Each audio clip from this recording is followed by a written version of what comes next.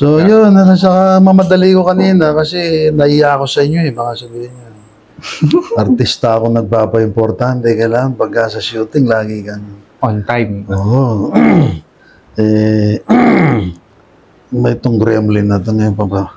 Yun nga, inila ko yung polo ko kanina, hindi ito Ala, doon sa nakasampay na mga parang ukay-ukay, bumagsak lahat. So, ako nag-aantay pa naman si Kit, tsaka si Sean. Baka sabihin nila, mabagal ako dahil matanda na. Hindi.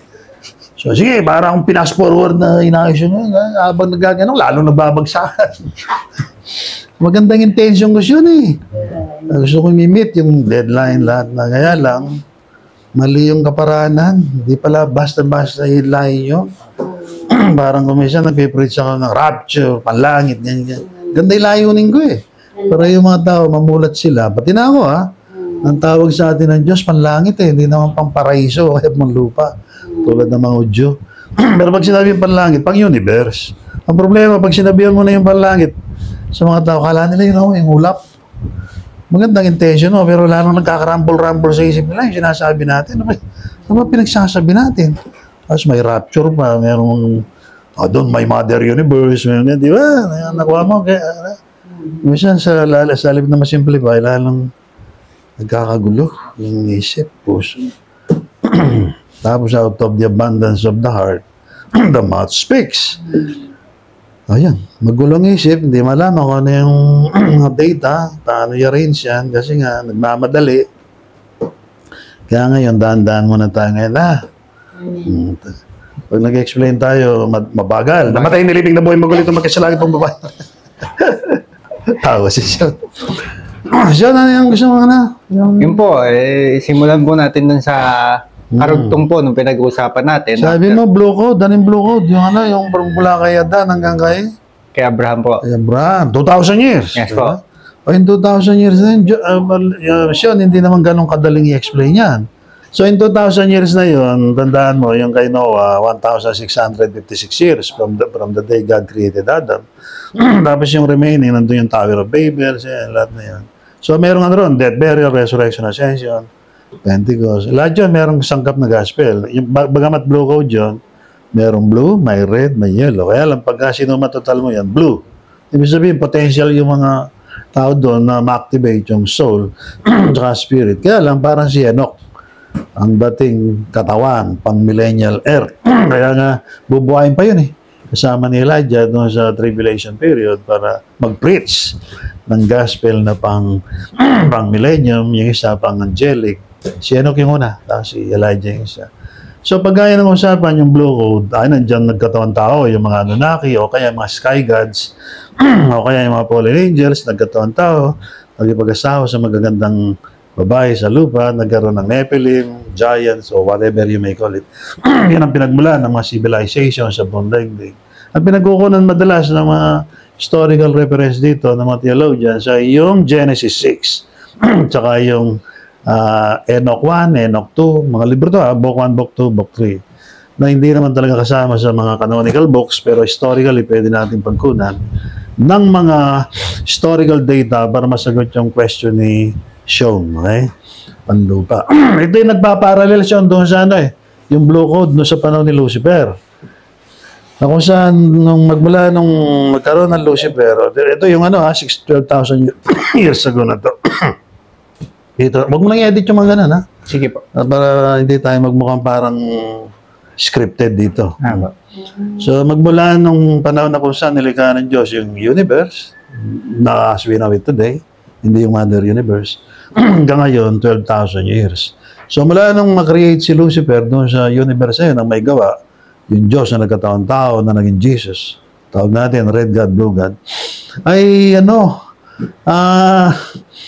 ito yung mahirap i-explain kasi walang data ito sa internet o kaya sa AI. Kuminsan nagkakaroon dahil tayo na rin ng tayo po yung source.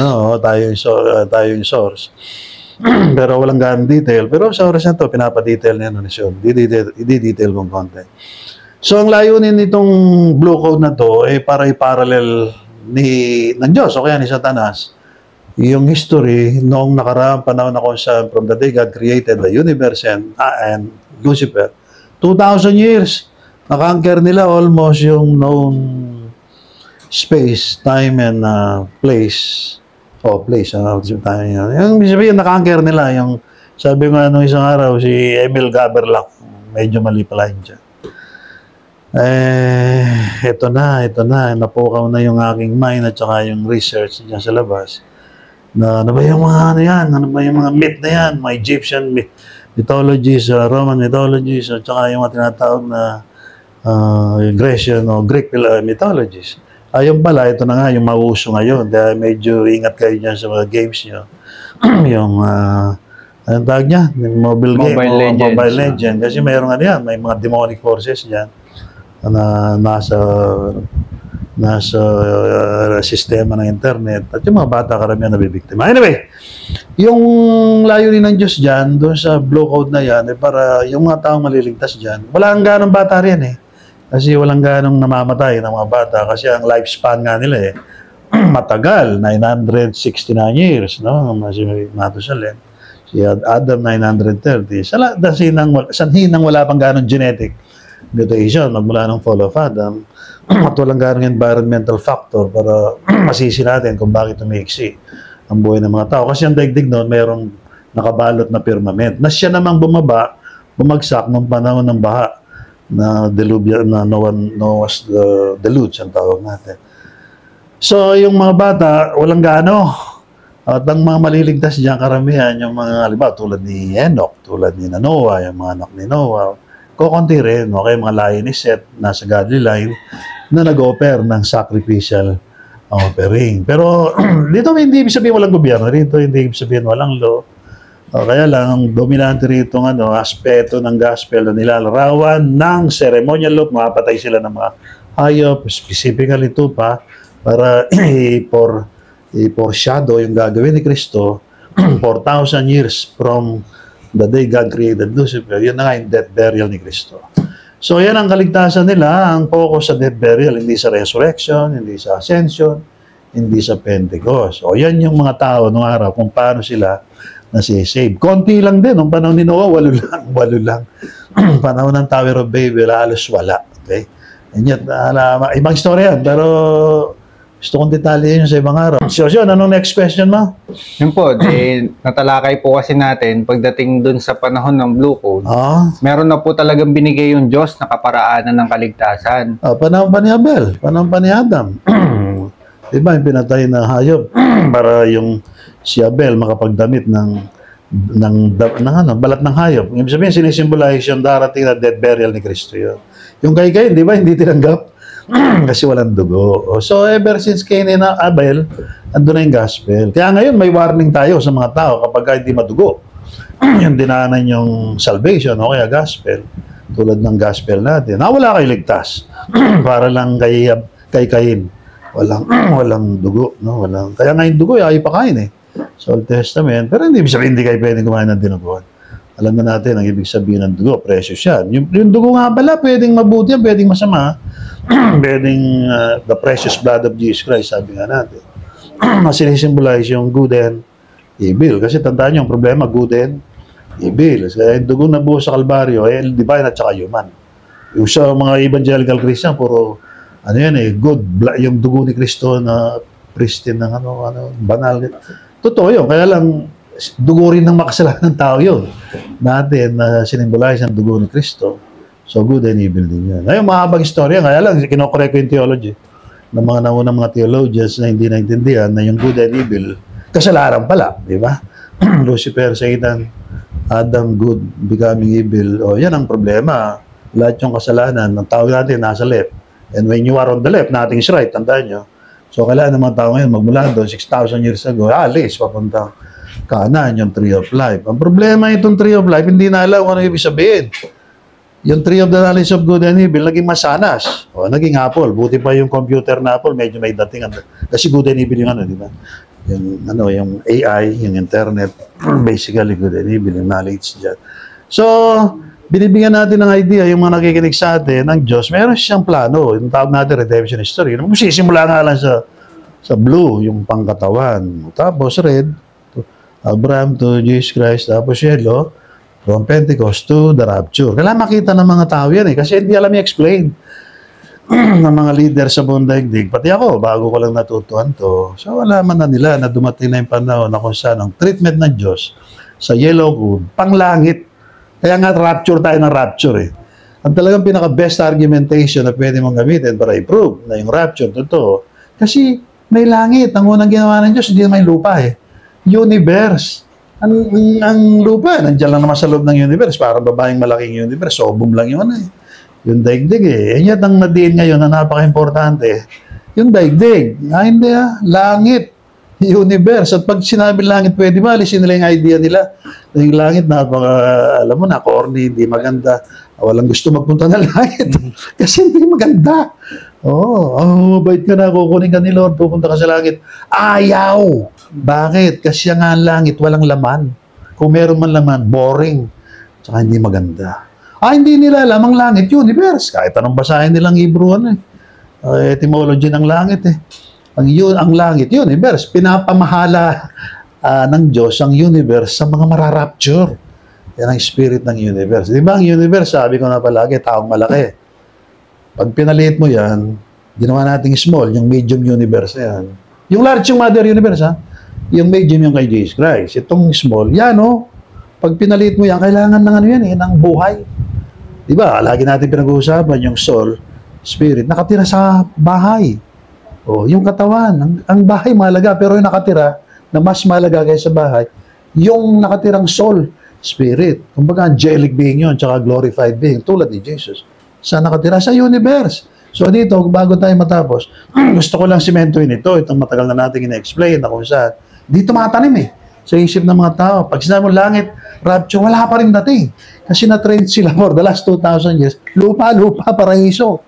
Itong malaga. Pati na yung mga theologian, pagka nag-explain ka ng 8-day, New Heaven and New Earth, ang dating millennium. Wala silang idea, palibasi, wala silang gospel na tawag natin, gospel of God. O kaya baptism of fire. Ay, mga Pentecostal medyo nasilip nila. Kaya lang, wala rin walang idea tungkol sa sinasabi natin. Ano yung gospel of God o baptism of fire, na ang ibig lang sabihin, yung ginawa ni Kristo sa Calvary, para masave tayo. So likewise tayo rin ngayon, kaya tayo pinapadaan ng Panginoong Yesus doon, o kaya ng Holy Spirit ng Ama.